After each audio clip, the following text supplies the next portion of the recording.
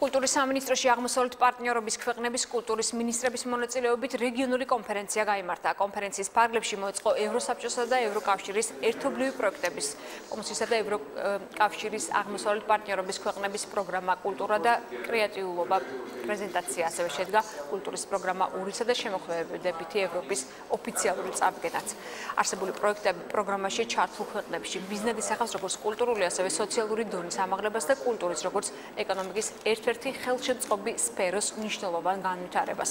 კონფერენციას საქართველოში აკრედიტებული დიპლომატიური კორპუსის წარმომადგენლები ესწრებოდნენ.